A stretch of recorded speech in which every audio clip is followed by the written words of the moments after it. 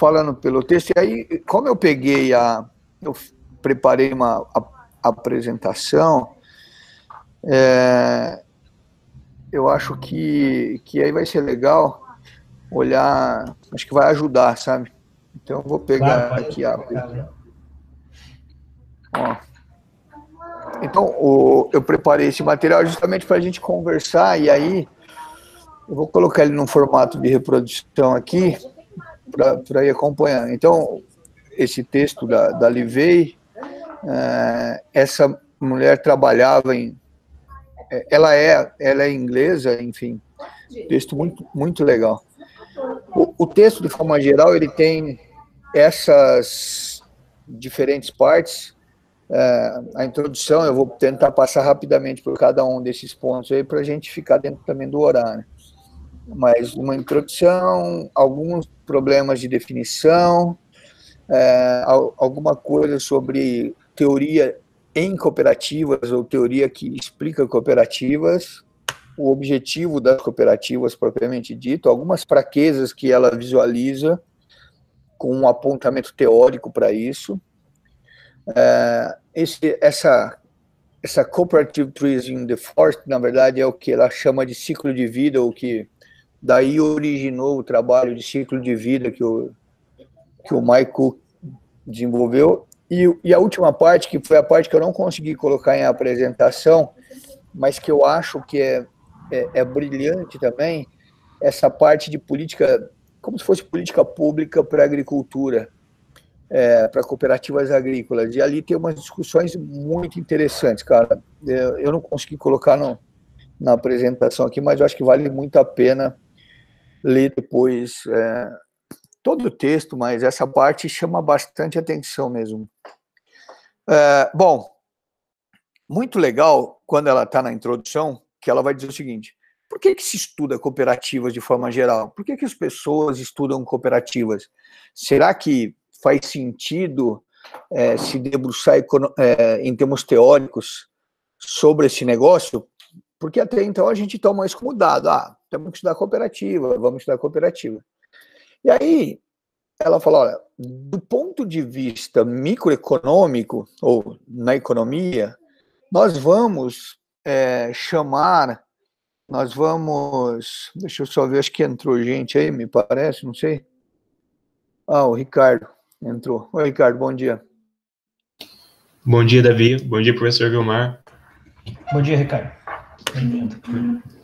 Então, como eu estava dizendo, então, por que se estuda cooperativas, né? Então, usando essa lente mais econômica ou dentro da microeconomia, segundo ela, os estudos que constam da ótica econômica que deveriam, ou por que deveriam estudar cooperativas, era, de certa forma, para fazer algumas comparações com outras organizações, do tipo, então eu deveria estudar cooperativa para saber se elas efetivamente são diferentes de outras organizações, por que elas são diferentes, e à medida em que eu vou fazer essa observação, se elas são diferentes e o porquê elas são diferentes, eu deveria olhar em alguns aspectos.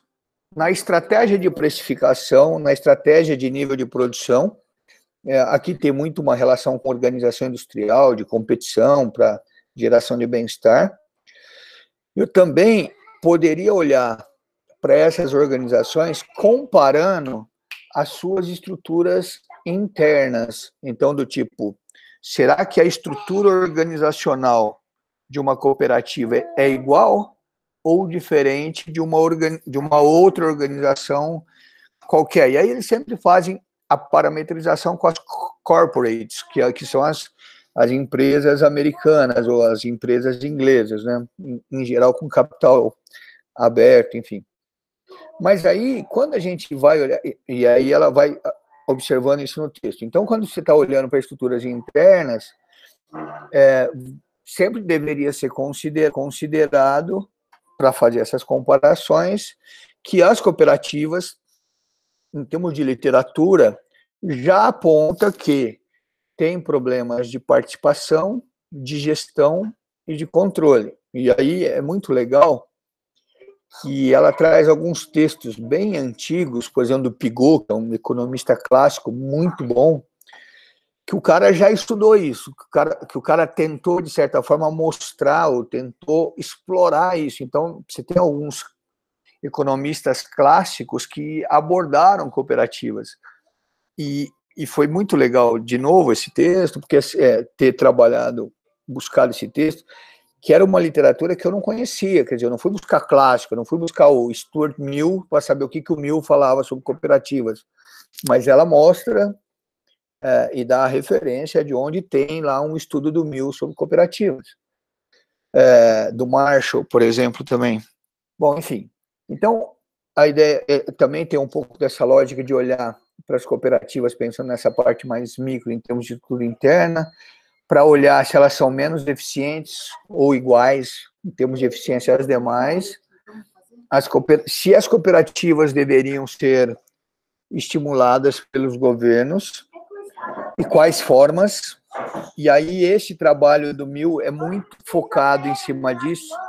Essa parte é bem interessante. Peraí. Voltando aqui. É bem interessante como que as cooperativas deveriam ser estimuladas pelo governo e quais formas de incentivar essas cooperativas. E aí tem uma lógica também que ela sugere, fala, olha, além dessa lógica de economia, tem alguns trabalhos de sociologia que deveriam ser considerados e, portanto, também vale a pena, mas ela não vai abordar isso no trabalho dela. Bom,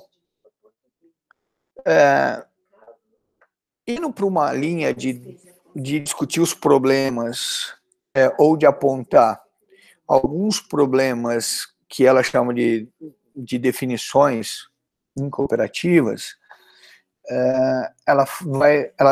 a primeira coisa que ela se pergunta é, já que nós vamos estudar cooperativa por uma ótica econômica, a gente precisa saber se cooperativa é uma organização econômica. E aí, se ela é uma organização econômica, em que medida ela pode se diferenciar, não em termos de outras organizações econômicas, mas dentre elas mesmo, ou do tipo, será que se eu falar cooperativa, eu posso definir um tipo de empresa? Quando eu estiver falando, olha, eu estou estudando uma cooperativa, que tipo de empresa que eu consigo visualizar por trás disso? E do tipo, uma SA, está bem definido qual tipo de empresa. Uma empresa pública, está bem definido qual tipo de empresa. Tem pouca variação entre elas em termos de função objetiva ou função econômica. Mas quando a gente fala de cooperativas, e aí ela faz uma abordagem na literatura interessante sobre isso também, ela fala, olha, a cooperativa vai divergir. E aí é um problema quando a gente vai tentar definir cooperativa, porque ela vai diferir muito, ou vai divergir muito, em termos de constituição, então, dos grupos que a compõem. Então, você tem cooperativa de produtores rurais, e aí tem infinitos tipos de produtores rurais, inclusive múltiplos produtores que fazem parte do mesmo grupo. Elas podem divergir em termos de seus objetivos, do porquê que ela foi criada, e aí, aqui até do lado, eu coloquei um trabalhinho que a gente está fazendo aqui no observatório, mostrando a quantidade de cooperativas, considerando cada atividade econômica. A gente tem cooperativa que está com mais de 100 atividade econômica cadastrada na Receita Federal, quer dizer, é uma coisa alucinante, mas enfim, as cooperativas divergem muito em termos de atividades econômicas que desenvolvem, e ainda para começar a pensar sobre cooperativas enquanto organização econômica, um outro ponto interessante que ela aborda, ela fala assim, olha, para a gente definir isso e considerar isso dentro da atividade como organização econômica, o uso do approach doutrinário, que é muito mais frequente nas pesquisas em cooperativas, ele contribui de uma forma quase que negativa para a gente considerar ou classificar uma cooperativa. Por quê?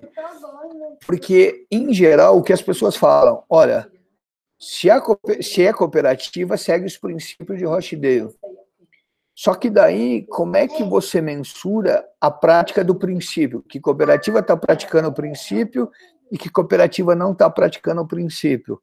E isso que vai dar base para a existência de pseudo-cooperativas ou falsas cooperativas. Aquelas que colocam a sua natureza jurídica cooperativa dizendo que tem e que segue os princípios, mas quando você vai olhar por trás, não teria nada. Mas a principal dificuldade é você enxergar ali a prática desses princípios. É uma coisa extremamente difícil. E aí ela falou, olha, tá bom, vamos assumir que isso é uma organização econômica, que a gente sabe que difere muito na Constituição, nos objetivos, vamos extrair a ideia de Rochdale, dos princípios, e vamos trabalhar com o seguinte conceito: cooperativa é uma organização de pessoas que vão trabalhar junto para atingir determinados objetivos comerciais. Então, ela falou, eu vou trabalhar com esse conceito, esse é meu conceito de cooperativas. Assumindo esse conceito, ela fala, então, e pensando nessa lógica do porquê que a gente estuda cooperativas dentro da economia, vamos comparar, para a gente poder comparar cooperativas com qualquer outra coisa, cooperativas versus outros tipos de empresa, vamos ver quais são as características que distinguem as cooperativas. Então, aqui, já falando numa ótica que não está a parte de princípios, descartamos a lógica do princípio. Falou, olha, todo mundo diz, inclusive eu disse, que a cooperativa é uma associação de pessoas para conduzir atividades comuns. Mas aí ela falou, olha, esse colorário fraco, faltou ali uma palavra, né? Colorário que eu coloquei como fraco, que ela usa, as pessoas usam de forma geral, só que assim temos um problema, porque isso uma atividade de uma SA poderia, no limite, também estar fazendo isso, uma associação de pessoas para conduzir atividades comuns. Então, isso pode distinguir uma cooperativa? Sim, mas isso é fraco, ela não distingue claramente. O que vai distinguir claramente, na opinião dela, ela propõe 3 características que vai efetivamente separar uma cooperativa de outras organizações. Primeiro, o processo de subscrição de capital na cooperativa não dá base para voto.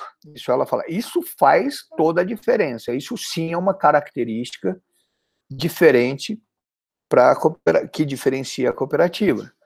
Por quê?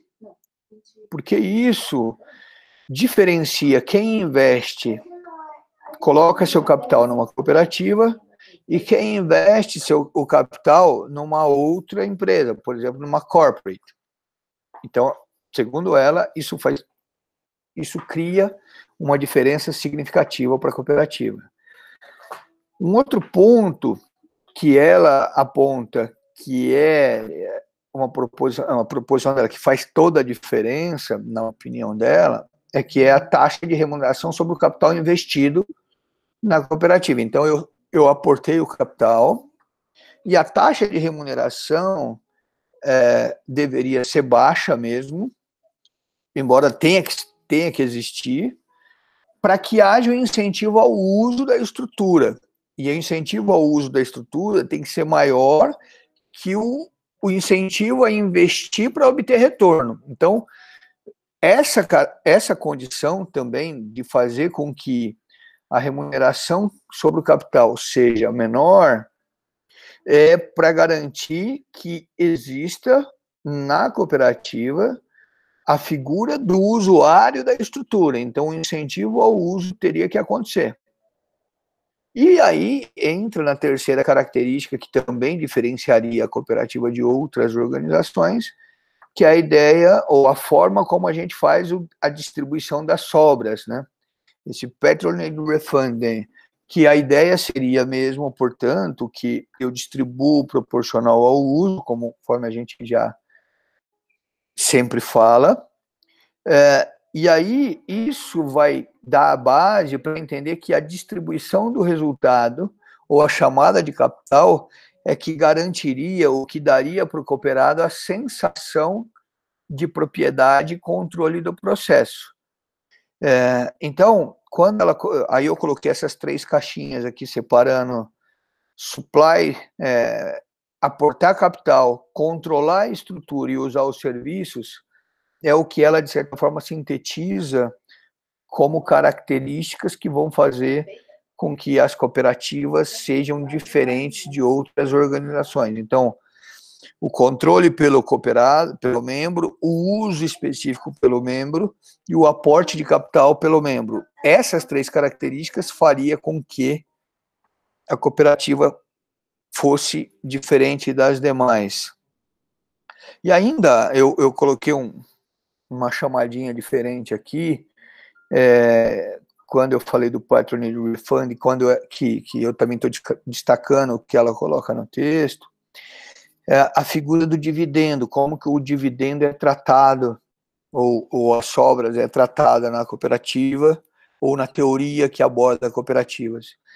Essa sobra poderia ser um ajustamento de preço, poderia ser encarada pelo cooperado como um ajustamento de preço, uma vez que a cooperativa deveria atuar à base de custos, serviços de custos, né? Então eu deveria prestar o serviço e no preço que eu coloco, ou no custo que eu coloco, isso seria a base do custo mesmo, eu não estaria colocando nenhuma margem ali. Fonte de poupança para o próprio cooperado, que ele vai enxergar como fonte de poupança, ou como um barômetro, que ele vai olhar para a cooperativa e vai olhar para esse número, ou para recebendo ou não, sobre a gestão da estrutura, né? Se está sendo boa, se não está sendo boa, enfim. Então, essas questões de definição, de problemas de definição de cooperativas, aqui ela destaca esses 3 pontos para dizer, olha, isso aqui faz sentido ser diferente de cooperativa. Esquece a ideia de princípios. Isso não vai diferenciar uma cooperativa das demais organizações, porque uma cooperativa da outra vai ter muito problema de divergência, vai ter muita divergência, e, portanto, eu não consigo medir mesmo se está seguindo o princípio, então vamos ir para uma lógica daquilo que eu consigo medir. E aí ela aponta esses três características. Características que não vão distinguir uma cooperativa, e aí ela colocou, eu achei bem interessante, que ela também traz isso da literatura. Ela falou, olha, tem gente que vai dizer que cooperativa tem a característica que ela se distingue das demais para beneficiar a sociedade. Ela vai dizer, não é verdade, essa característica de beneficiar a sociedade não faz diferença para a cooperativa, porque outras empresas também o fazem. E se a gente está querendo dizer, que cooperativa tem essa característica, a gente teria que ser capaz de mensurar isso, e aí mensurar externalidades. Então a gente teria que olhar se efetivamente a cooperativa beneficia a sociedade, então fazendo uma mensuração da externalidade dela. E a outra coisa é que, assim, dado que a gente está dizendo que cooperativa tem esse papel de aglutinar pessoas e gerar resultados, a aglutinação de pessoas também é feita via cartel. Então, só a aglutinação de pessoas por si só não deveria distinguir cooperativas. Por quê? Porque um cartel também é uma aglutinação, uma aglutinação de pessoas. E quando eu estiver falando isso, o espírito ético é que a gente não poderia diferenciar as organizações, ou do tipo, até tem uma parte do texto que ela vai dizer do Rockefeller e desse Neely aqui, que eu não conhecia, foi um cara dentro da história da Inglaterra que fez trabalhos muito interessantes de beneficiar a sociedade, enfim. Então, segundo dois autores diferentes, e aí ela cita os autores, a ideia da lógica, da ética, esse Neely foi um cara muito ético com a sociedade, e o Rockefeller foi um cara mau para a sociedade. Daí ela fala, não, então esquece, a gente não vai distinguir uma cooperativa considerando o benefício que ela faz para a sociedade. O que vai ser feito de verdade é a questão das três características. Eu vou ter que trocar de lugar, porque aqui na sala não está dando muito certo. Só um minutinho que eu vou ter que mudar aqui. Gente, rapidinho. O homeschooling aqui em casa está atrapalhando um pouquinho. Eu vou para uma outra parte da casa aqui. Enfim. O texto, ele é muito grande, cara. Acho que, assim, dá para fazer várias coisas, assim. E... Deixa eu pegar de novo aqui. Tá aqui. Então, nessa linha de problemas de definições, aí ela deixa bem claro, então, embora a gente aponte suas diferenças, não é possível garantir a homogeneidade entre as cooperativas. O ponto difícil é conseguir determinar um comportamento dizendo que algo é uma cooperativa, ou seja, pré-determinar algo a partir da definição de cooperativas. Dado que a gente não consegue fazer isso, portanto, deveríamos ficar somente nas características que a gente consegue efetivamente separar o que é uma cooperativa daquilo que não é uma cooperativa. E aí, dentro dessa lógica, dentro dessa definição, portanto, o que deveríamos focar é na figura do aporte do capital, do controle da estrutura pelos próprios cooperados e no uso da estrutura pelos próprios cooperados. A teoria aqui, ela sugere vários itens, e aí várias leituras, e aí eu coloquei numa ordem que eu acho que vale a pena. Começa com Mills, né? John Stuart Mills, aí vai para uma lógica até dentro da revisão dela, na verdade, tem várias outras lá dentro, mas eu destaquei algumas aqui. O que está em vermelho aqui, o Marshall não gosta muito de cooperativas, então ela vai citar isso no texto, vai mostrar lá, inclusive, por que ele é contrário a algumas ideias relacionadas a cooperativas, mas aí fala do Pigot também, que é um trabalho super interessante sobre geração de bem-estar. E aí esse Helmenberg também Helmenberg e Ross, eles fazem muita diferença quando tem seu trabalho colocando bem formulado o que seria uma cooperativa em termos econômicos. Então, acho que vale a pena esses trabalhos que formalizam melhor o conceito de cooperativas e o funcionamento. E aí, aqui do lado, eu coloquei, porque aí isso não está no texto dela, mas só para ajudar, que assim, a partir do texto dela, a partir de um outro texto de 1987, de um cara, Stats, que é um outro cara bem interessante, e de uma revisão de literatura do Mike Cook com outros autores, que eles dizem como as cooperativas são tratadas na lógica econômica. Então, cooperativas enquanto integrações verticais, cooperativas enquanto firmas independentes, cooperativa enquanto coalizão entre indivíduos, firmas, e cooperativas enquanto conjunto de contratos. Então, assim, a teoria sobre cooperativas, na literatura econômica, ela vai basicamente rodar nas 4 definições, ou na forma de tratamento da organização econômica em uma dessas características aqui. E esses textos vão ajudar, aí tem vários outros também, mas esses textos, citados no texto dela, eu acho que esses são os mais relevantes, né?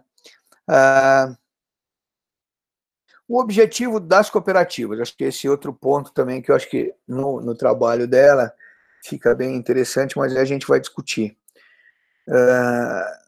Ela fala, cooperativas são estruturas complexas, combinando um número diferente de grupos, cujo interesse pode nem sempre estar harmonizados.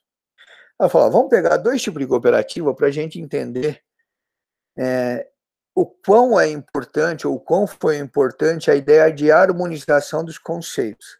Se a gente pegar uma cooperativa de comercialização, vai ser muito claro, uma cooperativa tipo a Coamo, Marketing Cooperatives, maximização do retorno ao cooperado.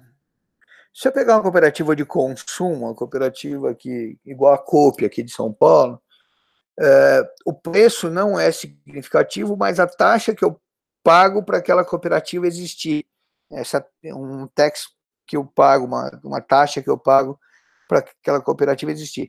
Mas isso tem que ser muito claro, ou o que está por trás disso, quando eu estou falando de maximização do retorno ao cooperado, é a homogeneidade dos membros e dos produtos. Então, voltando no exemplo da Coamo, que é bem conhecido aí pelo Vilmar, cara, isso de maximizar o retorno ao cooperado seria muito claro e muito fácil se tivesse só um produto, quer dizer, fosse só soja. Então, estaria bem definido, bem determinado, que seria trazer para valor presente todos os fluxos de caixas futuros, enfim, maximização do retorno ao cooperado. Agora, o problema principal é que tem heterogeneidade entre os membros, não só da Coamo, mas de qualquer cooperativa. E aí, quando a gente está falando dessa heterogeneidade entre os membros, que é o padrão em todas as cooperativas, o que acontece? A heterogeneidade dos membros afeta a heterogeneidade dos diretores. Em que termos que essas pessoas divergem? Tempo na atividade, então a idade do fulano, tem gente mais tempo na agricultura e menos tempo na agricultura. Tempo de sócio na cooperativa, então você tem o sócio que é o antigo e tem o sócio que é o entrante, e ainda diverge em termos de volume transacionado com a cooperativa. Tem gente que transaciona menos e transaciona mais. O ponto é que quando isso acontece, essa heterogeneidade afeta basicamente aquilo que sempre foi determinado que a cooperativa deveria ter: diferença de preço, diferença de volume. E, portanto, essa heterogeneidade provocaria, ou provoca, conflitos. E esse conflito, ele vai afetar diretamente o objetivo da cooperativa. E esse objetivo da cooperativa vai mudar conforme muda o ciclo de vida dela. Portanto, cooperativas novas e cooperativas já estabelecidas também teriam aí objetivos diferentes. Então, o ponto é que se a gente está falando que para poder ter uma cooperativa com uma única função objetivo, só vai fazer sentido isso se a gente estiver considerando homogeneidade dos membros.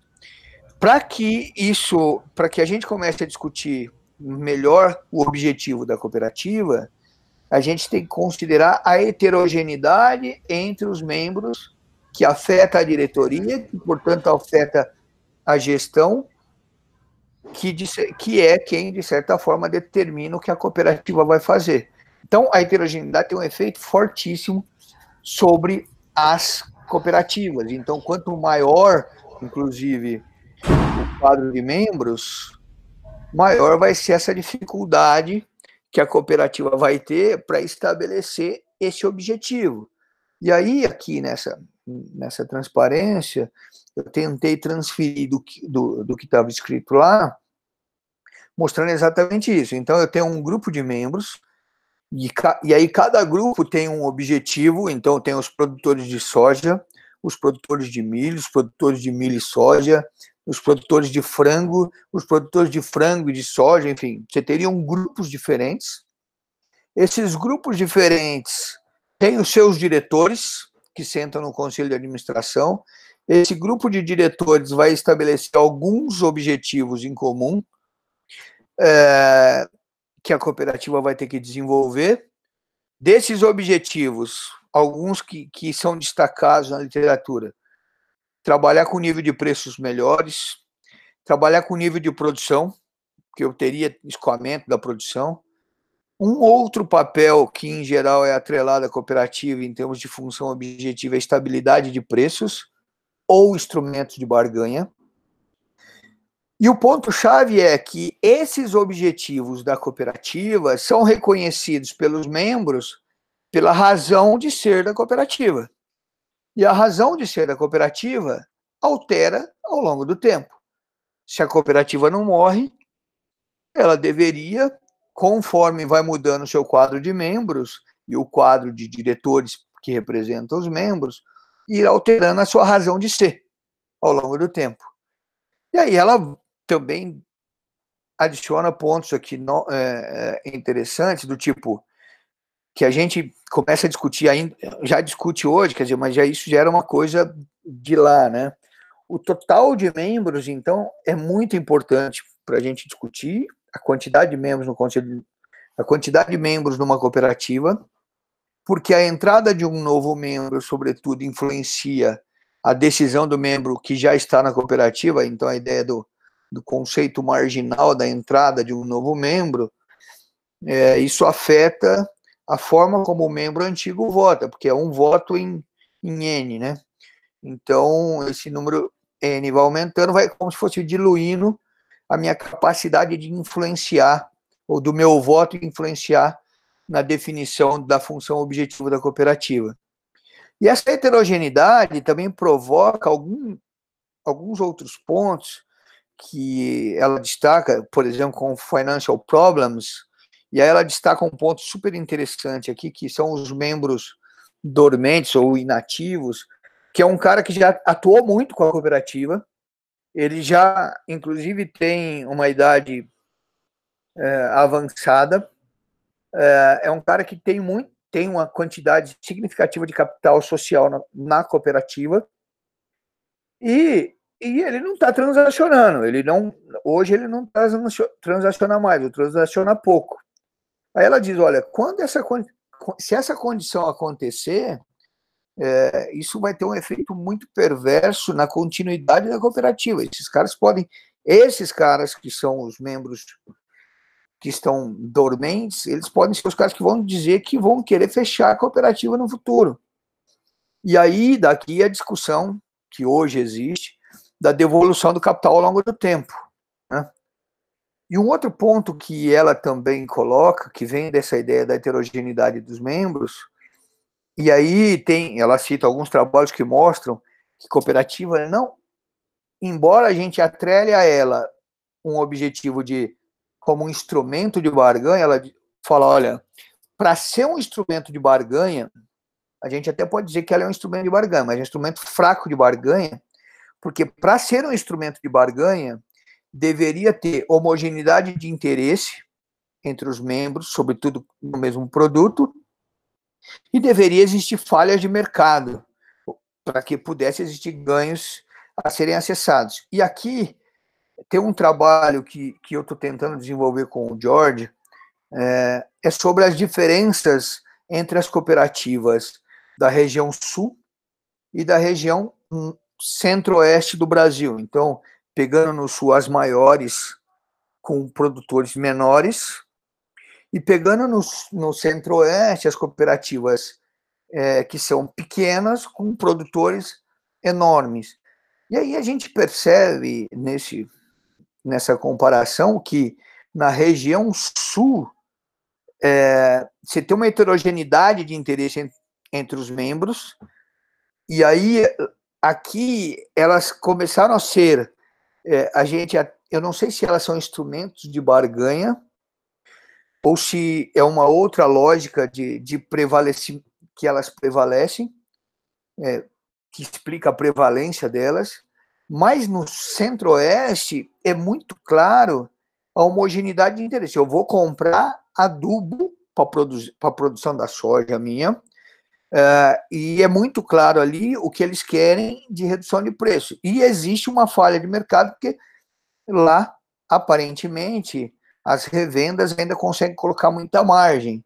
Então, quer dizer, essa ideia de que a cooperativa é um instrumento de barganha é um outro ponto super interessante na literatura, que muitos dão a ela essa função objetivo, mas pouco se tem comprovado dessa função, da exequibilidade, ou se isso efetivamente é uma função objetivo da cooperativa, se isso é sustentável, porque ela deveria conseguir, para poder ser um instrumento de barganha, ela também deveria controlar o processo produtivo do cooperado, dizer, olha, você vai produzir tantas sacas de soja, nem mais nem menos. E elas também não conseguem fazer isso.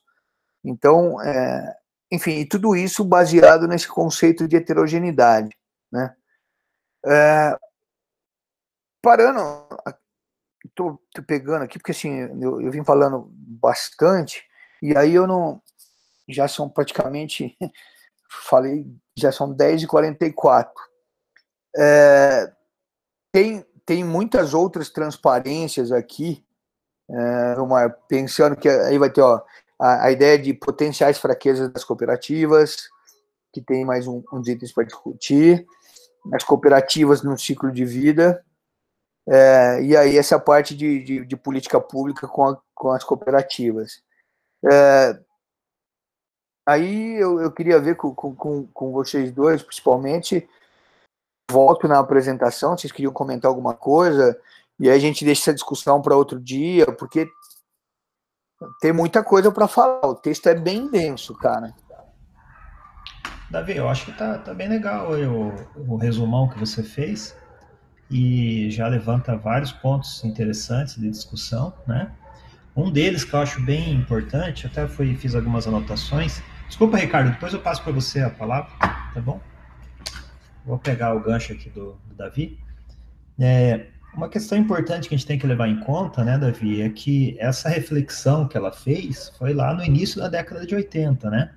Talvez até mais baseado na experiência dela, até mesmo da década de 70. Não sei qual que era a maturidade dela quando ela escreveu esse paper, né? Às vezes, se ela já estava um pouquinho mais madura, baseado na visão que ela teve na sociedade da década de 70, né, ou até mesmo no início da década de 80. Uma das coisas que a gente, de vez em quando, pelo menos eu, de vez em quando, critico, né, em termos desses trabalhos mais clássicos, mais seminais, por exemplo, como o do próprio Silberstein aqui no Brasil, né, até do SIG mesmo, lá na década de 80 e 90, né, é que muita coisa que é colocada com o tempo mudou, né, porque a nossa sociedade ela é mutável, né. Você sabe que eu sou da área de exatas, então, quando eu estudo lá matemática ou estatística lá de trás, não tem muito o que discutir, é aquilo e pronto, né. Isso não muda. Agora, em termos de ciências sociais, na administração, na economia, a gente sempre tem que colocar em perspectiva, principalmente para levar em conta o contexto, né, com que foi feita aquela discussão. Então, eu acho que alguns problemas aqui que ela colocou são problemas clássicos que sempre são repetidos, mas até mesmo alguns deles a gente pode até pensar em questionar se de fato ainda são problemas, né? Vou dar um exemplo. Né, se você pega lá os textos do Décio, né, ou do SIG, mais antigos, uma coisa que é colocado muito em questão lá é a capitalização das cooperativas, né? Principalmente porque quando eles fizeram essa análise, essa leitura do ambiente, era uma situação na nossa economia em que as cooperativas tinham muita dificuldade mesmo para se capitalizar, né? Os membros não necessariamente têm incentivos para isso, né? Então, isso era um dos problemas clássicos. Talvez não seja mais problema hoje, né? Hoje, as cooperativas, inclusive, elas conseguem crédito muito mais barato que outras empresas, né? Dado o seu baixo risco de crédito. Então, talvez hoje não seja mais tanto um problema como é, né, dito nesses textos clássicos. Então, no caso aqui da Levi, muitas coisas que ela coloca, né, ainda são discutidas hoje, né, mas eu acho que talvez o nosso papel da academia é questionar, né, se de fato isso ainda é válido. Acho que isso que é o legal, né, a gente enxergar todos esses problemas que são colocados e enxergar como possibilidades de pesquisa, né? Isso eu acho bem interessante. Então, por exemplo, ela coloca lá a questão da gestão, controle, isso todos os textos clássicos colocam, né? Diferenças com as sociedades de capital, necessidades ou não de incentivos do governo. A gente percebe que hoje as cooperativas alcançaram um grau de competitividade, principalmente as agro, né? Em que não necessariamente mais o governo precisa apoiar, diferentemente do que foi feito com aqueles programas de recuperação das cooperativas na década de 90, né?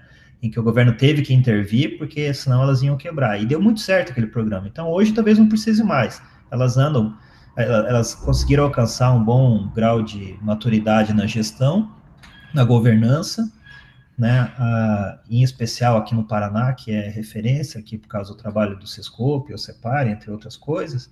Então, talvez incentivos do governo não faça mais sentido hoje, né? Outra coisa interessante é essa certa divergência entre os princípios de Rochdale e os conceitos econômicos, né? Que eu achei interessante, que você colocou a questão dos princípios doutrinários, né? E essas proposições para diferenciar entre outros tipos de organização, né?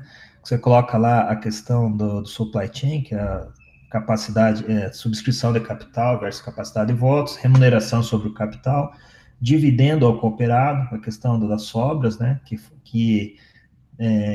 Será que essa distribuição de fato fomenta um sentimento de pertencimento e participação na cooperativa? Eu tenho um pouco de dúvidas. Talvez as cooperativas agro faça bastante sentido isso, né? Porque aqui no Paraná, principalmente, até você já comentou e vocês já estão estudando isso, são produtores menores e parte da renda mesmo do produtor também é baseada na sua participação com as cooperativas, enquanto que para os produtores maiores isso talvez não faça tanta diferença, né? Então, esse sentimento de pertencimento e participação, não sei até que ponto a questão das sobras, ele fomenta isso.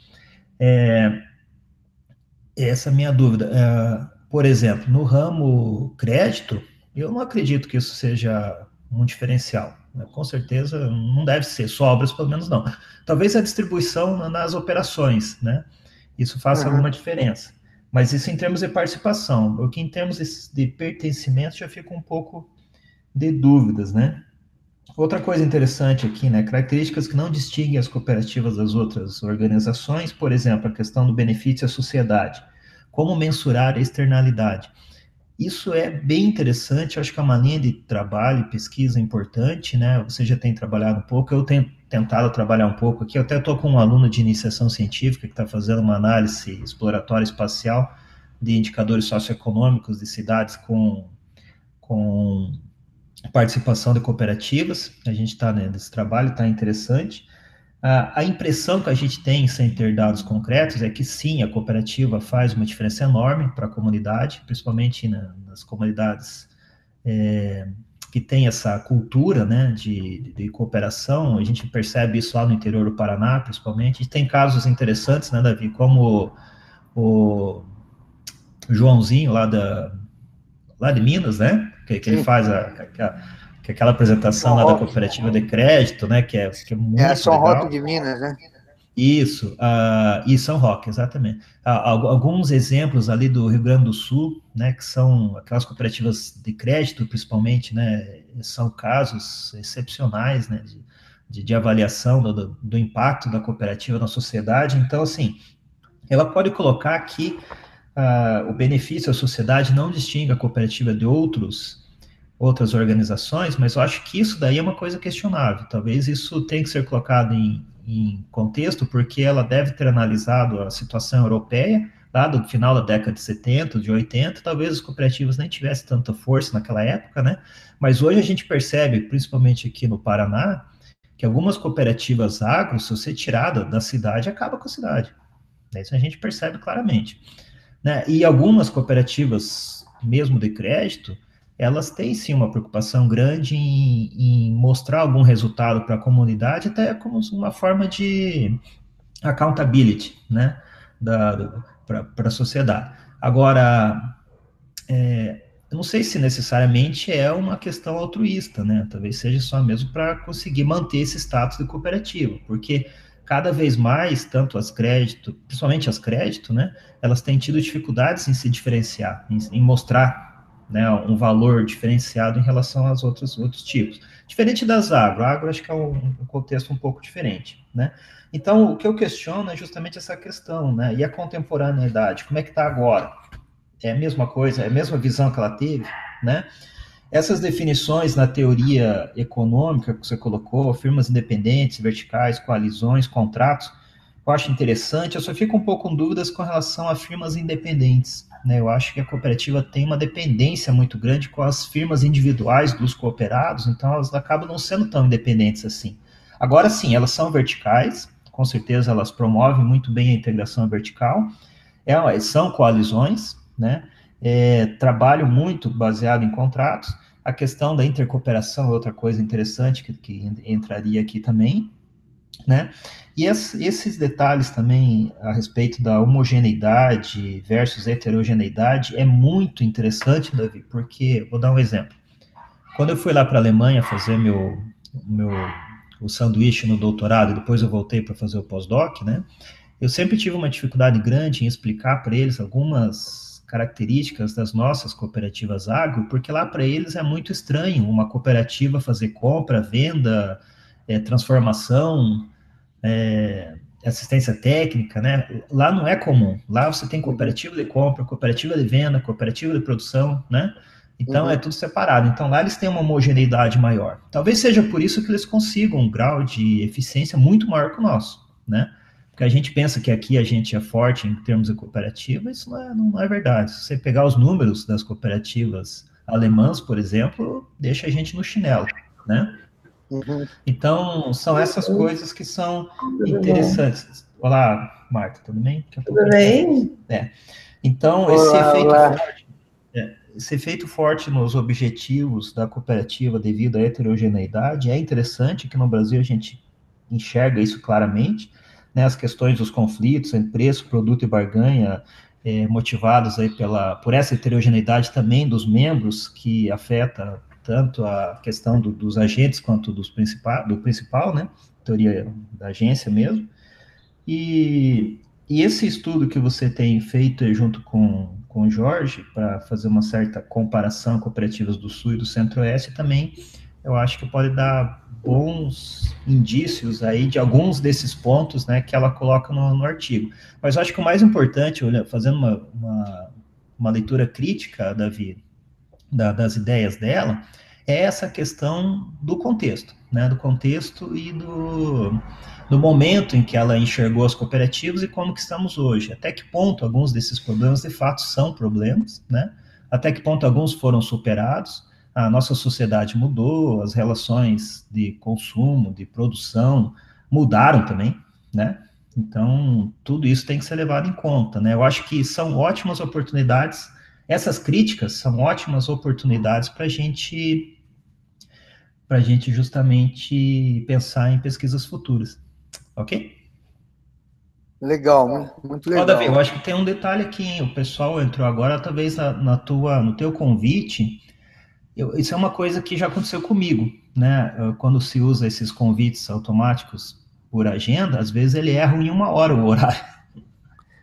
Eu tô vendo pela quantidade de gente que entrou, eu tô achando que talvez tenha acontecido isso mesmo. Não estou ouvindo, Reginaldo. Liga o teu microfone para falar, Reginaldo. Liga o microfone. Oi, Reginaldo. Acabou a reunião? Você entrou com a conta da tua mulher, né? Da Cris. Foi. Você entrou com a conta da Cris.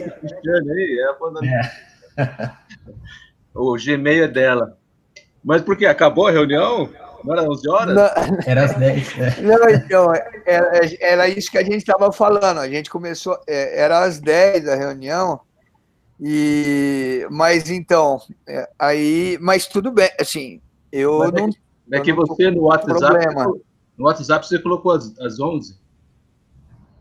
Foi às 11? Bom, então eu que fiz mais besteira ainda. Aí. Sério que terminou a reunião? Não. Não, assim. O WhatsApp às 11 horas, realmente. Não, então, assim, eu não. De minha parte, a gente continua, não tem problema nenhum. Porque eu e o Vilmar e o Ricardo começamos às 10 conversando. E ainda bem que eu parei na metade da apresentação, porque eu estava apresentando o paper para eles da Livei. E aí eu fiz uma parte da apresentação e aí parei para a gente fazer uma discussão aqui, até para que o Vilmar pudesse falar, o Ricardo ainda nem falou ainda. E aí, então, mas assim, a gente faz novamente a discussão, não tem problema nenhum. Não, tranquilo. E até peço desculpa pelo minha falha aí de ter feito confusão, então, porque eu até achei que pudesse problema de fuso horário mesmo, mas foi besteira da minha parte. Eu estava esperando aqui bater 5 para as 11 para entrar. Eu, da mesma forma. Mas como é que o Vilmar sabia que era mais cedo aí, ó? Informação privilegiada. Então, eu fui pelo convite do agenda. Da agenda. O Davi mandou o convite da agenda e eu coloquei lá, né? Até comentei com ele que foi até bom, porque eu tinha até esquecido, tá? Cheio de coisa aqui para fazer, acabei esquecendo. Daí fui lembrado pela agenda. Eu acho que eu não recebi esse convite na agenda, né? Por isso que... Não, então, porque eu mandei o convite para a agenda quando as pessoas que responderam lá no WhatsApp que queriam participar, aí eu peguei e falei, bom, então essas pessoas eu vou adicionar na agenda aqui, porque eu sabia que falou, não, topo. E aí eu até coloquei deixei o link lá no WhatsApp, porque eu falei, vai que alguém queira, enfim. Mas foi por isso, entendeu? Então, eu só coloquei, não é informação privilegiada ou tratamento diferenciado, não. Foi mais por causa que ele tinha respondido mesmo, que tá certo. Ia participar. Bom, mas olha, para talvez dando uma continuidade e até pegando talvez o gancho, e aí eu vou pedir para o Ricardo um pouco de paciência, Ricardo, depois você pode, para falar depois também, porque assim, talvez eu só vou retomar de uma parte que eu já tinha conversado com o Vilmar para frente, e depois a gente volta, porque acho que aí tem algumas discussões interessantes, e aí, não sei, Vilmar, fica à vontade, eu não sei como é que você se organizou, mas enfim,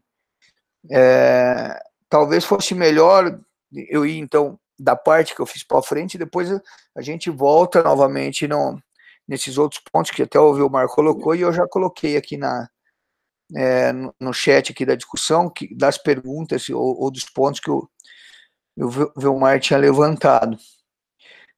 Então, o que eu estava conversando com o Vilmar e fazendo na apresentação era o texto da Livei. Eu tentei montar uma apresentação do texto propriamente, quer dizer, eu tentei trazer para um PowerPoint o que era o que estava no paper, né? Ou da minha percepção do que está no paper, porque também tem um pouco isso, né? Um pouco assim, quando a gente vai ler, enfim, eu estou compartilhando a minha tela.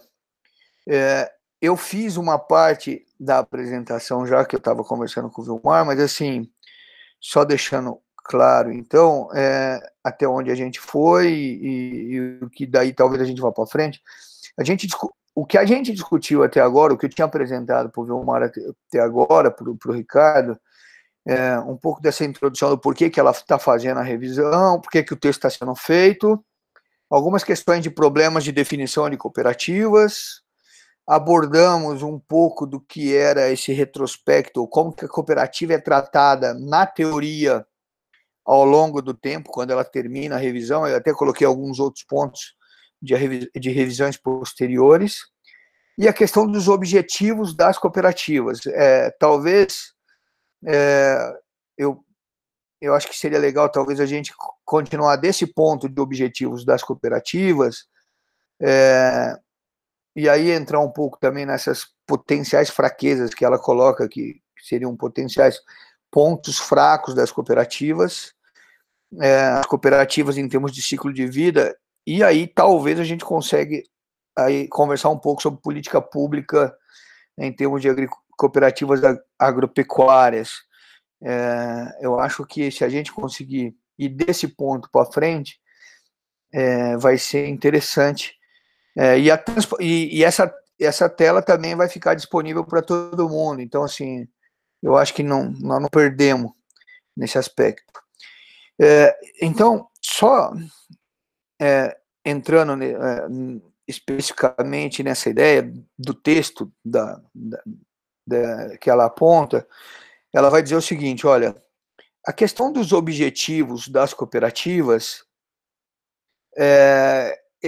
a gente tem alguns pontos que merecem ser conversados. Dado que elas são estruturas complexas, e ela combina um grupo de diferentes produtores, nem sempre vai ser possível harmonizar o interesse dos grupos que estão dentro de uma cooperativa. Ela falou, se é um grupo homogêneo, se os cooperados são homogêneos, se eles são homogêneos, ficaria muito fácil de pensar para uma cooperativa agrícola o máximo retorno para o cooperado em determinado período. Se é para uma cooperativa de consumo, minimizar a taxa que ele vai pagar para utilizar a estrutura da cooperativa. Então, talvez aqui uma cooperativa de eletrificação, por exemplo, né? Mas o ponto que, para que isso aconteça, a gente tem que ter um processo de homogeneidade,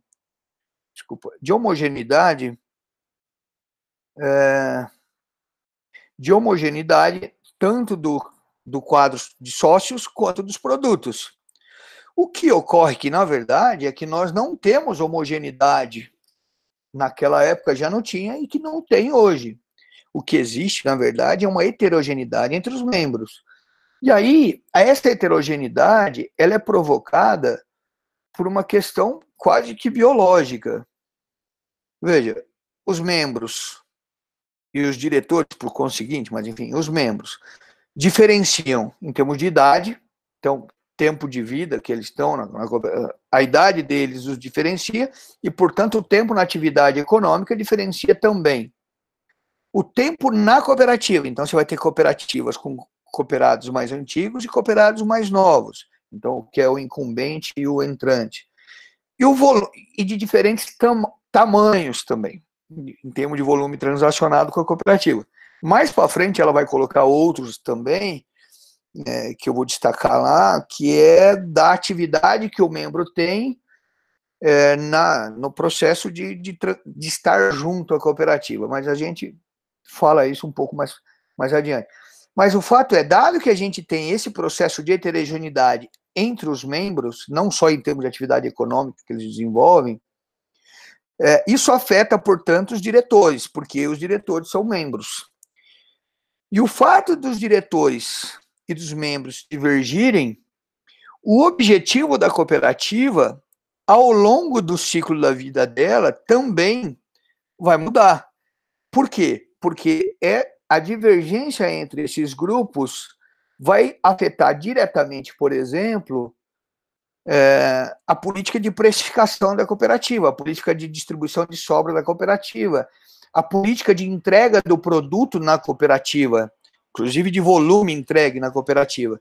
Portanto, essas divergências ou essa heterogeneidade gera conflito nas cooperativas. Portanto, gera conflito no objetivo, na formação do objetivo chave da cooperativa, ou naquilo que eles chamam, que está no texto, que é a razão de ser da cooperativa, né? Então, para ficar um pouco, talvez, mais claro isso, a ideia é que eu tenho um grupo de membros, tenho vários membros, mas eu também tenho vários grupos de membros, cada um com o seu objetivo, ou com objetivos diferentes. Esses membros compõem, ou elegem, ou definem a diretoria. Essa diretoria deve definir o objetivo da cooperativa, e dado que isso vai acontecer, alguns objetivos possíveis para essa cooperativa. O nível de preço, então, alguns cooperados, ou o grupo de cooperados vai querer trabalhar com nível de preços, então a cooperativa deveria pagar preços melhores que do mercado. Nível de produção, a cooperativa deveria receber toda a minha produção, e, por exemplo, cooperativas de leite, a gente tinha isso muito problema no passado, que era época de safra, época de águas, eu tinha uma quantidade de leite produzido. Época de seca, eu tinha uma outra quantidade de leite produzido. E os cooperados queriam que a cooperativa recebesse tudo da mesma forma. Então, a cooperativa não conseguia dimensionar o seu volume de produção que ela receberia ao longo do ano, ou para ter a capacidade, ela teria que ter uma capacidade instalada que atendesse os dois períodos do ano, e eram períodos muito distintos. Então, objetivo, portanto, e o interesse dos cooperados, portanto, afetando o objetivo da cooperativa. A estabilidade de preço, que seria um outro objetivo da existência da cooperativa, também poderia ser alguma coisa que o cooperado entenderia que, então, na verdade, eu não preciso do melhor preço agora, mas eu preciso de um preço estável ao longo do tempo, ao longo, inclusive, dos anos. E ainda, que é uma coisa que é colocada no texto, que vale muito a pena destacar aqui, que muita gente coloca como objetivo para a cooperativa ela ser um instrumento de barganha. Entretanto, essa heterogeneidade entre os membros coloca em xeque se a gente conseguiria ser efetivamente um instrumento, se a cooperativa conseguiria atuar como um instrumento de barganha. Bom, pontos que são adicionados no texto que dizem, ou que afeta o problema da heterogeneidade dos cooperados e, portanto, na determinação do que é o objetivo da cooperativa. À medida em que aumenta muito o número de cooperados, então o total de membros, ele passa a ser relevante, porque isso afeta a heterogeneidade da cooperativa, os objetivos, portanto, e também pelo fato de um novo membro entrar na cooperativa, ele ter uma influência sobre a decisão ou do nível de representação do cooperado que já está na cooperativa. Uma coisa é o interesse que eu tenho de ir na assembleia, quando é um cooperado, o meu voto em 20, ou meu voto em 30, ou meu voto em 40, ou meu voto em 50. A outra coisa é meu interesse de ir na cooperativa e tomar decisão na assembleia, quando é um voto em 1.000, um voto em 2.000, um voto em 3.000. Então, a entrada de novos sócios também afetaria a minha disposição a ir à assembleia nesse formato. Então, teria problema de novo na heterogeneidade, uma vez que esse negócio é muito heterogêneo. Isso teria outros efeitos, mas enfim. Só colocando também como interessante a ideia dessa heterogeneidade, que essa heterogeneidade, de acordo com a autora, provocaria alguns problemas financeiros e enfraqueceria o poder de barganha da cooperativa, porque um pré-requisito para que exista poder de barganha é que a cooperativa consiga controlar a oferta do produto, consiga controlar o que o cooperado vai entregar na cooperativa. E isso por si só já é muito difícil. Além dessa situação do controle, para que pudesse a cooperativa ser controlada como considerado um instrumento de barganha, deveria haver homogeneidade de interesse entre os cooperados e no mesmo produto, e deveria haver falhas de mercado que pudessem ser apropriadas, ou ganhos que pudessem ser apropriados pela cooperativa.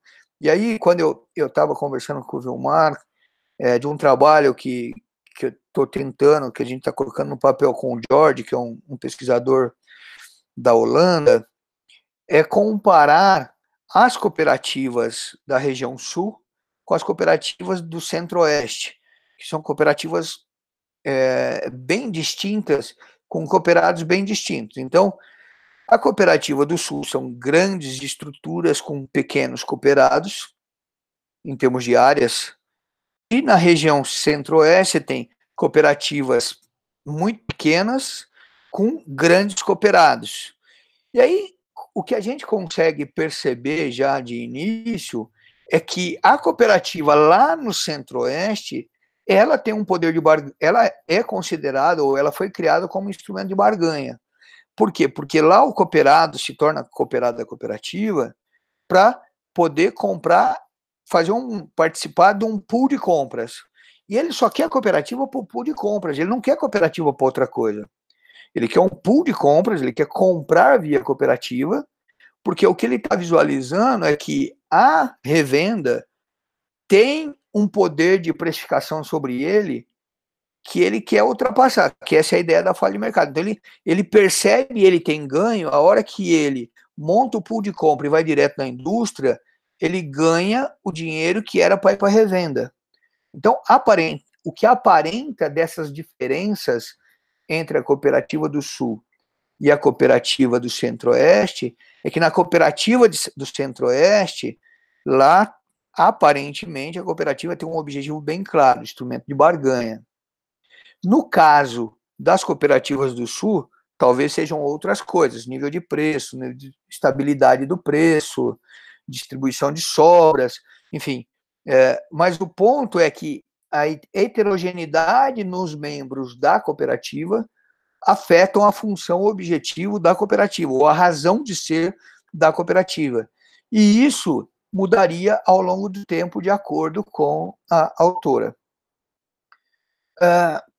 Vou entrar nessa parte de potencial fraquezas que ela aponta, e daí a gente talvez abriria para um debate, que é um outro ponto. Ela fala assim, olha, quando nós estamos estudando cooperativas versus empresas não cooperativas, a gente sempre olha na seguinte ótica.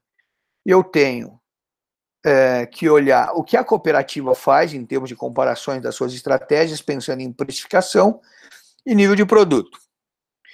Agora, o pré-requisito para eu poder fazer essas comparações, para saber se o preço que a cooperativa paga é melhor que o preço que a não cooperativa paga, eu teria que olhar e considerar, e esse é o pressuposto que está por trás, que as curvas de custo e curva de receita que são dados pela microeconomia, tanto para uma empresa quanto para outra, são iguais.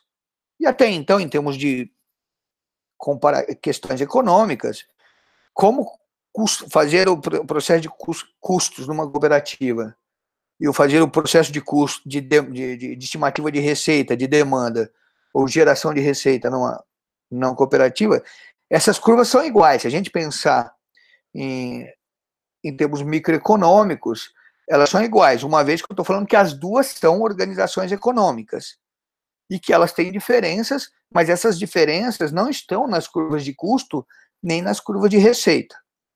Se isso é igual, e eu usando essa igualdade para poder comparar preços de produção, esse autor é um super autor, na verdade, quem vem da área de economia conhece, o Pigot, é um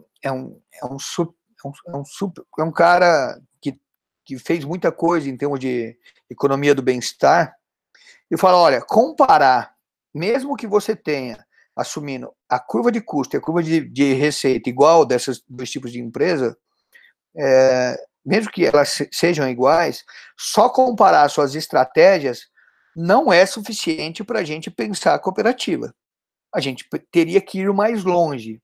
A gente deveria ir por uma lógica de eficiência econômica. Quais das empresas são melhores? Porque se eu estou pensando na cooperativa, comparando cooperativa com não cooperativa, Eu quero sim pensar no que é melhor para o cooperado, o que é melhor para a sociedade, mas para pensar isso e olhar só para o nível de preço e nível de produto, não é suficiente. A gente precisa saber qual é o nível de eficiência econômica dessas empresas. E aí, o que esse cara traz, ele fala, olha, então nós deveríamos olhar para o que é a eficiência operacional dessas cooperativas, ou da cooperativa comparado com a não cooperativa. E quando ele vai trazer essa comparação, e o nome atual hoje é para X-Efficiency, é um nome técnico para essa ideia de eficiência operacional provocada pelo processo de administração,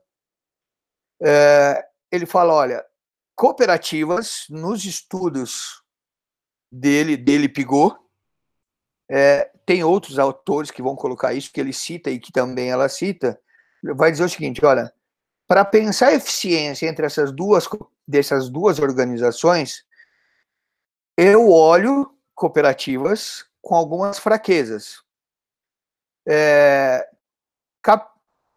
Inadequada estrutura de capital ou funding para fazer a cooperativa rodar, um processo de gestão pobre comparativamente, e aí ele sempre está comparando as duas coisas, e alguma coisa também no processo de composição do board, ou a falta de expertise ou de conhecimento das pessoas que sentam no conselho de administração da cooperativa. Isso na visão do Pigot, lá em 50, que a Levey traz alguns outros autores reforçando essa ideia.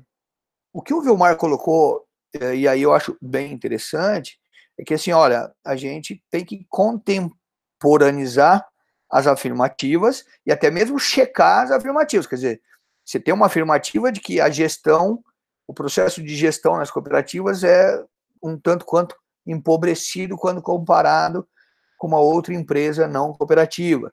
Bom, será que a gente consegue comparar isso? Se essa era a realidade naquele período, essa realidade ainda acontece hoje, faz diferença? Aonde é a diferença? Enfim, a gente abre essa conversa, acho que tem várias questões a respeito, mas ponto é, em termos de potenciais fraquezas que eles colocam, que ela coloca baseado nos autores, tem muita relação com o processo de gestão da cooperativa. E isso vem, quando eu estou falando, por exemplo, dessas potenciais fraquezas, vem, de novo, da heterogeneidade, ou causas dessas fraquezas. Heterogeneidade dos membros. Esses membros têm, a heterogeneidade vai ter um efeito direto no seguinte aspecto. Se eu tenho uma sociedade de cooperados que são fracos em termos de participação, o membro não participa muito da cooperativa, eles elegem membros para o conselho de administração que também tem um papel fraco, porque então ele não tem tanta necessidade, ele não se sente tão cobrado por monitorar a gestão da cooperativa. Então, o perfil do cooperado afeta o perfil do diretor, e dado que o conselho de administração é fraco, portanto, porque os cooperados não atuam muito com a cooperativa, o que vai acontecer? Eu tenho um conselho de administração que vai dominar o que o conselho, eu tenho um gestor, um executivo que domina o que o conselho faz, domina o conselho, e o conselho vira um batedor de carimbo, só concordando com tudo que o gestor faz. Por outro lado, eu também posso ter um conjunto de membros que é muito forte no processo de participação na cooperativa. E aí eles elegem boards, ou membros do conselho, que têm que responder para esse quadro de sócios. E essa força, justamente esse perfil, vai fazer com que os diretores comecem a interferir muito no processo da gestão. E aí, quando eles começam a interferir muito no processo de gestão, você gera um gestor ineficiente, um executivo ineficiente, no sentido de que ele simplesmente acomoda o que o board fala. Não toma risco, ele não tem incentivo à inovação, ele tem algumas características, que faz com que o trabalho dele se torne ineficiente. E aí eles apontam que na literatura predomina os boards fracos, ou os conselhos de administração fracos, e esse conselho de administração fraco geraria essa gestão um pouco mais empobrecida da cooperativa, e o board batedor de carimbo. Então você teria, essa seria uma das fraquezas principais da cooperativa, que teria uma relação direta com a heterogeneidade dos membros. Ainda, dentro dessa potencial fraqueza, ou da fraqueza nas cooperativas, apontado por eles, está relacionado à figura do dilema na gestão da cooperativa, do tipo, o que eu faço com o recurso que sobrou das operações? Eu aloco em reservas ou eu vou devolver para o cooperado? Aí eles dizem o seguinte, olha, se os gestores fossem gestores mais fortes, com maior poder, eles iam querer trabalhar sempre com alocação em reserva para deixar esse negócio forte. E isso o que isso só aconteceria, ou deveria acontecer, se os membros do conselho de administração e os gestores, os diretores, os executivos, usassem do seu poder discricionário. O ponto é que eles não usam esse poder discricionário. E eles vivem desse dilema. E aí, que é o controle democrático. Então, um dos pontos aqui, a ideia do controle democrático é que, tudo bem, vamos trazer todo mundo para debater, mas isso tem um custo para tomada de decisão.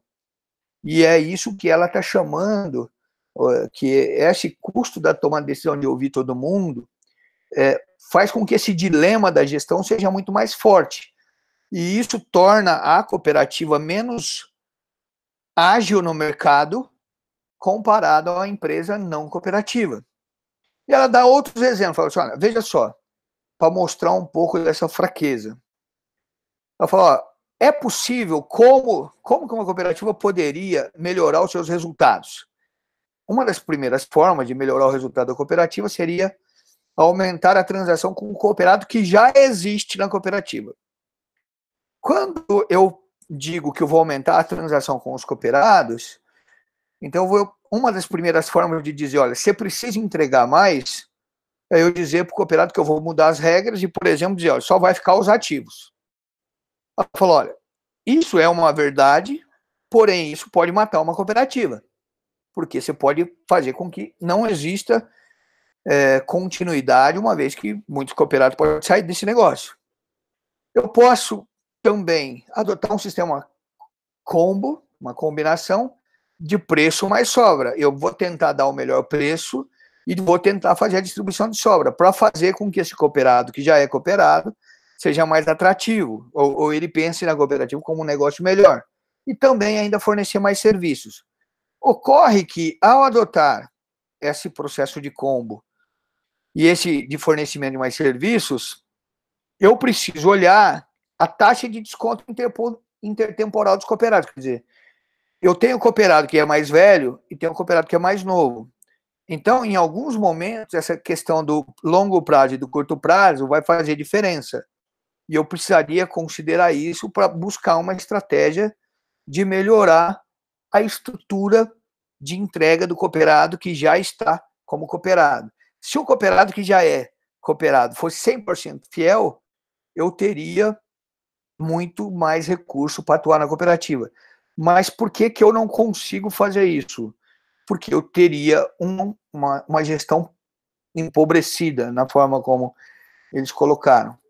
A segunda forma que ela mostra de melhorar os resultados que são feitos é a captação de novos cooperados, que ela está tentando mostrar a gestão pobre da cooperativa, tá? Então, eu falo, eu também poderia melhorar o resultado das cooperativas, ou gestores poderiam melhorar o resultado das cooperativas, captando novos cooperados. Mas captar novos cooperados implica não só pedir para ele fazer uma subscrição de capital, que é essa taxa mínima para ele entrar na cooperativa. Esse cara tem um custo operacional. Ele deveria, portanto, a taxa de subscrição deveria ser suficiente para cobrir o custo operacional dele. E isso, o que se percebe, segundo ela, que isso não é feito. E ela até diz, olha, do contrário, se a gente não cobre o custo de entrada dele, eu tenho alguns problemas que vão afetar todos os cooperados, porque eu tenho um retorno líquido médio que eu tenho que devolver para o cooperado, lá na frente. Mas se aumenta meus custos com a entrada de novos cooperados e a minha estrutura de custo não melhorou, então muda meu ponto de equilíbrio. Então eu teria problema para todos os cooperados. Então, a gestão atual é fraca porque ela não consegue nem cobrar do cara que entra uma taxa de subscrição capaz de cobrir custos operacionais. E ainda uma terceira forma de aumentar o resultado da cooperativa seria a transação com não cooperados. Ela diz, olha, isso é possível de ser feito, tem um limite legalmente estabelecido, tem uma taxação padrão, mas, em geral, quando a cooperativa começa a fazer isso, os próprios cooperados não permitem que os gestores façam. Portanto, isso seria uma demonstração de que existe fraqueza no processo de gestão das cooperativas. Então, podemos, acho que fechando ali, para não entrar muito, essas potenciais fraquezas, elas estariam vinculadas a esses 3 itens: problema de capitalização, problema de gestão, propriamente dos executivos, e problema com pouca expertise ou conhecimento de quem senta como líder das cooperativas. Eu acho que a gente podia abrir aqui, porque daí tem a parte de ciclo de vida da cooperativa, mas que eu acho que não precisamos entrar nele agora, ou podemos entrar nele depois, se valer a pena, se vocês quiserem.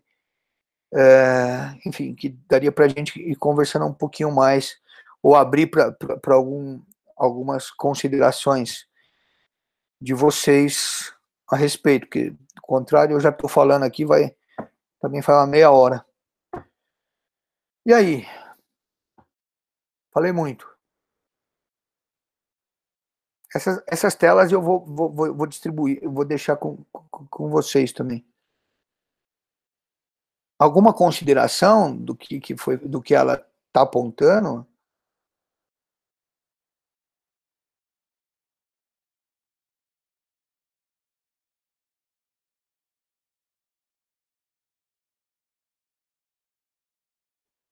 Tem alguém aí ainda? Estamos aqui, sim. Deixa eu acionar minha câmera. Tinha tirado para... Estão pensando o que é? Na verdade, Davi, eu vejo assim essa questão, né, ali de que ela coloca, né, desses problemas e da própria comparação das cooperativas com, né, com os outros tipos de organizações. Eu acho que ela traz assim insights bem interessantes, né? Eu acho que, bem como tu falou, a gente parece que estuda isso, mas toda vez que a gente volta a ler esses artigos, a gente sempre tira coisas novas, né? Essa questão, né, da última aí que tu coloca, né, da própria da própria taxação, né, para o ingresso, que isso muitas vezes pode não ser bem dimensionado, né, é uma coisa realmente que me parece que é uma preocupação que as cooperativas não têm, né, de tentar levantar esse custo operacional. Me parece que essa definição dessas cotas, né, elas acabam sempre sendo bem assim irrisórias, mais pro forma mesmo, né, sempre com o objetivo de tentar estimular que as pessoas ingressem na cooperativa, e talvez não se deem conta que isso pode ser fonte de ineficiência, né, para a própria organização cooperativa, né. Achei bem interessante esse aspecto, né, mas por outro lado também me suscita um questionamento, né, como definir isso, né, como definir o que seria uma cota capital, por exemplo, que fosse justa nesse sentido, né, que desse conta desses custos operacionais, desse potencial cooperado, né, ingressar na cooperativa, que não prejudicasse, vamos dizer assim, né, os resultados da cooperativa, né, que é um pouco essa linha que ela coloca. Não sei se tem algum estudo, né, nesse sentido, tentando, por exemplo, avaliar como que se deveria ser essa definição da cota capital, o impacto disso, né, em termos da própria operacionalidade da cooperativa e dos próprios resultados que ela possa vir a alcançar. Eu, pelo menos, desconheço que tem algum trabalho nesse sentido. Então, a gente vê que várias coisinhas ali desse artigo, eles vão dando insights interessantes, né, de abordagem para pesquisa, inclusive, na área, né. Davi, seguindo aqui a linha da Marta, outro ponto interessante que eu achei do artigo, eu já tinha comentado antes, se você deu mais uma reforçada, é essa dualidade, né, entre grau de heterogeneidade e grau de homogeneidade, vantagens e desvantagens em cada um dos lados, né. Em gestão de riscos em cooperativas, a gente aborda também um pouco disso, né, quando a gente discute algumas estratégias importantes, principalmente para riscos de mercado e de produção, envolvendo especialização ou diversificação, né? Então, assim, a cooperativa, por exemplo, que tem uma dependência muito grande de fornecimento dos cooperados, ela pode aumentar seu risco de produção por conta de falta de matéria-prima, né, caso ela não tenha um grau de diversificação dos seus fornecedores, que no caso são preferencialmente os cooperados, né? Mas por outro lado, se ela aumenta a base de cooperados, ela enfrenta outros riscos, que é essa questão da governança e esses conflitos, né, que você também colocou, que a autora coloca, né? Então é sempre uma discussão interessante, avaliar até que ponto é interessante para a cooperativa ter mais diversificação ou ter mais especialização, ou traduzindo-se, né, pelo conceito aqui que a gente está discutindo com os termos, em termos de heterogeneidade e homogeneidade. Aqui no Paraná, a gente vê claramente várias situações, né, cooperativas altamente heterogêneas, com uma grande base de cooperados, como, por exemplo, a Coamo, e que alcançam uma eficiência financeira, principalmente, muito boa, um desempenho financeiro muito bom, né?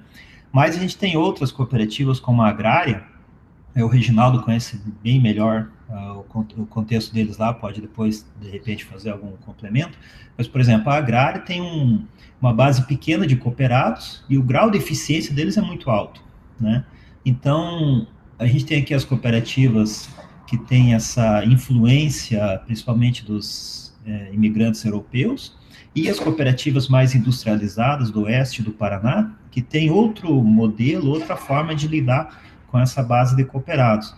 Então, esses são insights interessantes e, realmente, até que ponto a gente consegue definir qual que é o melhor nível, qual que é o melhor grau de capital a ser, por exemplo, pedido para o cooperado quando ele entra na cooperativa, abrir a cooperativa para não cooperados, né, que é uma discussão já antiga. Em outros países é bem comum isso, tanto na Europa quanto nos Estados Unidos, principalmente, né? Aqui no Brasil não dá, por lei, não é possível, né? E isso é uma discussão, inclusive, muito premente lá nas cooperativas de crédito, né? Seria uma forma da gente conseguir aumentar o nível de participação dos clientes / cooperados, né? Entre outras coisas, mas cooperativas agro nem se pensa muito nisso, né? Enquanto a gente tem também aqui algumas questões de fidelização obrigatória por contrato até mesmo, principalmente se a gente pensar nas cooperativas aqui de influência europeia, enquanto que lá as cooperativas do Oeste já não acontece muito isso, elas competem muito entre si mesmo. Então são todas questões interessantes. Eu acho que resumindo, essa questão da heterogeneidade versus homogeneidade dá uma boa sugestão de pesquisa futura. A gente pode pensar, de repente, aí todos nós que nos preocupamos com cooperativismo, pensar em como abordar isso em estudos mais formais, né? É isso. Complementando isso que o Gilmar falou, eu estudei bastante lá o caso da Agrária em Guarapuava, né? Minha tese foi relativa ao controle estratégico de cooperativas agroindustriais, nós temos usado aqui no Paraná o seguinte, tentar aliar essas observações todas, essa teoria toda, né, que, inclusive o artigo da Levey contribui muito com isso, com a teoria de sistemas, visualizar o sistema cooperativo. A cooperativa, ela tem o CNPJ dela, né, a empresa cooperativa, que tem o seu resultado, a sua eficiência. Mas o complexo cooperativa, na verdade, seria a cooperativa mais toda a soma dos empreendimentos individuais dos cooperados. E quando a gente faz isso, teria que trabalhar com subsistemas, né? Então, a cooperativa, como CNPJ, é um subsistema, e todo o conjunto de empreendimentos individuais dos cooperados seria um outro subsistema que integraria um macrosistema para você poder entender essa coisa complexa. É um estudo complexo, né? Então, a gente tem feito isso, não é um trabalho fácil, né? Inclusive, até é difícil, de, às vezes, se fazer entender na academia, mas a gente vê como uma alternativa. Fazer estudos de caso, tentar comparar, vamos dizer assim, avaliar ou analisar os casos à luz desses conceitos que o Davi traz aí sobre as dificuldades, as limitações, tal, né? E entender a realidade da cooperativa A, da cooperativa B, da cooperativa C, porque elas são diferentes. Assim como são diferentes entre o Paraná e o Centro-Oeste, são diferentes até dentro do próprio Paraná, né? Então, nós temos diferentes tipos de cooperativas agroindustriais convivendo na nossa realidade paranaense.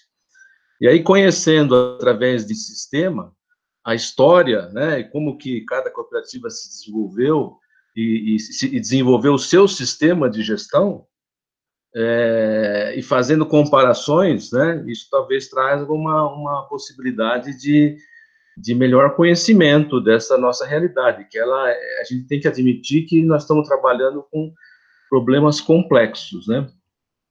Então, essa abordagem por sistemas, a gente percebeu, assim, que seria uma alternativa interessante de analisar as cooperativas. Legal, bem legal. Essa abordagem de sistemas complexos é realmente uma coisa interessante para se pensar mesmo, né? Alguém mais? Algum outro comentário? Celina, Jean, Ricardo?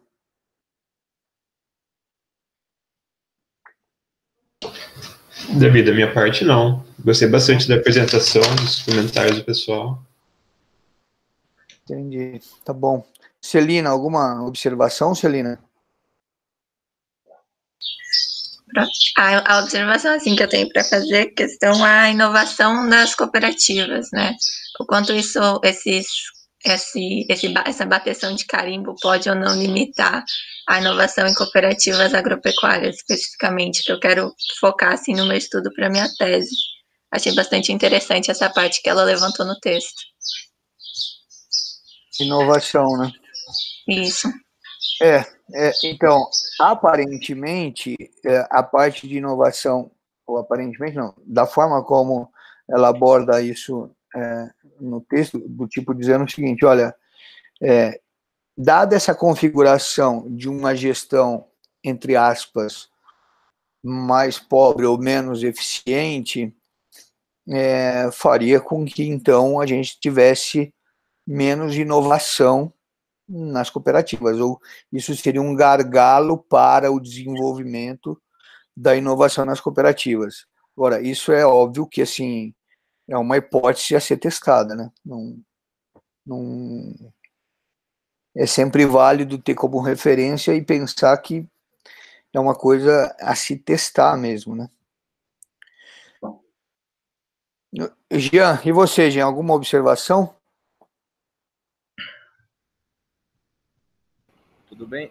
Eu entrei por último, eu estava acompanhando, eu entrei aqui a cor das 10, e eu peguei só essa apresentação. Achei muito interessante, dei uma olhada no texto, não fui aprofundado, porque estou preocupado com outras coisas, mas achei importante, principalmente quando... Está me ouvindo? Estou ouvindo. Quando vocês falam, o senhor falou sobre a questão aqui do Centro-Oeste, né, como as cooperativas elas têm trabalhado com uma questão de instrumentos de barganha, né? Aqui a gente tem o caso da Copsembra, que é muito vinculada nesse sentido, né? Comparado outros formatos que existem aí na região sul do Brasil, como os cooperados participam de né? Toda uma cadeia. Aqui tem essa questão, né? Eu acho muito importante. O senhor trabalhou aí. E eu venho trabalhando principalmente a questão do ciclo de vida, né, tentando identificar a questão da resiliência organizacional dessas cooperativas. Né? Não sei se já foi discutido, pelo que eu entendi, o senhor vai discutir mais à frente. É isso? Sim, sim. Tem aqui algumas transparências, poucas agora, sobre a parte de ciclo de vida, e para você que está estudando essa parte de ciclo de vida, esse texto da Livey, eu acho que assim, ele é o texto base, porque todo mundo trata o Mike Cook como o cara que fez a teoria de ciclo de vidas, né? Mas quando você pega o trabalho do Mike e vai lendo algumas outras pessoas, o que o Mike conseguiu fazer de brilhante foi juntar ideias de diferentes papers e colocar numa ordem bem contada, bem desenhada no paper que ele fez. Acho que assim, tem o mérito dele de ter conseguido juntar essas diferentes histórias dos diferentes pesquisadores, mas eu acho que um dos principais pesquisadores é a Livey nesse aspecto. Vale muito a pena pegar o trabalho dela e explorar bastante. Especificamente, só para finalizar, então, porque acho que assim, vai ser um pouco maçante a gente ficar fazendo bastante coisa aqui, mas assim, quando ela está falando então de cooperativas aqui, ela está dando essa lógica de ciclo de vida, ela fala, olha, é inegável, uma vez que nós estamos usando cooperativas por uma ótica de economia, é inegável que tem um problema econômico, que é a motivação inicial das cooperativas. Dado que essa motivação inicial é um problema econômico, o que vai se esperar é que a gente teria ondas de criação de cooperativas em períodos muito ruins na economia e também ondas de quebras de cooperativas nos períodos bons. Essas ondas existiriam, e aqui eu vi isso muito claramente quando a gente falou de cooperativas de trabalho, quando percebe as cooperativas de trabalho, ou mesmo um processo de aglutinação das cooperativas de crédito, enfim, dá para pensar um pouco isso dessa motivação inicial, mas assim, ela falou, olha, aquelas cooperativas que, então estamos pensando logo na lógica do porquê se cria uma cooperativa, com o passar do tempo, esse entusiasmo inicial, essa solidariedade entre as pessoas vai se arrefecendo, vai passando. E a hora que passa, é o momento que é o que ela chama de quase uma pré-morte. Não, quando essa fase passa, as pessoas começam a questionar o que eu estou fazendo, o que eu estou fazendo nessa cooperativa. E aí o que ela coloca ali, eu coloquei, na verdade, como terceira fase, ela falou, ó, quando passa essa fase de entusiasmo e solidariedade, que é um caminho para a cooperativa encerrar suas atividades, ela falou, olha, o que, em geral, leva a essa morte da cooperativa é um processo de má gestão financeira, uma falta de apreciação por parte dos cooperados do risco do negócio, do tipo, o cara começa a olhar por que ele deveria participar dessa estrutura, ele já não aprecia mais, ele já não acha que é legal, ele já não percebe mais que essa estrutura faz diferença para a atividade dele, porque provavelmente o problema econômico foi solucionado. Então, cooperativas de leite no estado de São Paulo, eu tenho falado isso com bastante frequência, pensar cooperativa de leite no estado de São Paulo hoje não tem o menor sentido comparado com a década de 80, eram estruturas muito diferentes. Então, para o próprio cooperado da cooperativa de leite na época, e que se mantém até hoje, ele olha e fala, por que eu tenho a cooperativa até hoje? A não ser por uma questão emocional. Sobretudo porque o objetivo inicial já foi atingido, né? E aí eu falo, tá bom, e as cooperativas que sobrevivem? Ou por que uma cooperativa sobrevive? E foi legal ter lido esse paper, porque até então a gente discute muito por que uma cooperativa é criada. E eu vejo pouco trabalho do porquê uma cooperativa continua existindo, né? E foi muito interessante ter lido isso, porque uma parte dessa resposta, obviamente que precisa ser muito melhor aprofundado, foi colocado por ela. Falou, olha, as cooperativas que estão sobrevivendo são aquelas que, a todo momento, considerando inclusive essa heterogeneidade entre os membros, está procurando a sua razão de ser. E uma das coisas da razão de ser, muitas vezes, é atrelada ao pacemaker role, ou do tipo, o papel que ela tem de marca-passo no mercado. Tá bom, nós resolvemos o problema hoje do preço, mas quem me garante que no futuro nós não vamos voltar a ter esse problema de preço? Então, isso é uma coisa muito legal do porquê que uma cooperativa sobrevive, a busca da razão de ser, que é contínua nelas. As que continuam sobrevivendo, elas continuamente olham do porquê elas estão sobrevivendo, ou se questionam e questionam os cooperados do porquê que elas sobrevivem. Uma das razões encontradas em alguns trabalhos que foram apontados é essa ideia da figura de preço, do papel que ela tem de regulação do mercado em termos de preço, né? Mas essa cooperativa que sobrevive, ela ainda tem algumas coisas que são muito importantes, que são problemas que aí o Mike faz muito bem, quando ele vai discutir o ciclo de vida da cooperativa, ele vai abordar outros, trazidos por outros autores, vai falar, os principais desafios para uma cooperativa sobreviver, de acordo com ela, é o problema do horizonte, sobretudo porque o homem que faz parte da cooperativa, ele tem uma taxa de desconto intertemporal, quer dizer, o problema do horizonte dele entre o curto e o longo prazo, o problema do conflito de interesse entre os grupos, então aqui o Mike vai chamar isso de custos de influência, e ainda tem um problema que ela traz aqui, que é o tempo que se leva para tomar decisão na cooperativa, dado por essa ideia do controle democrático. Então,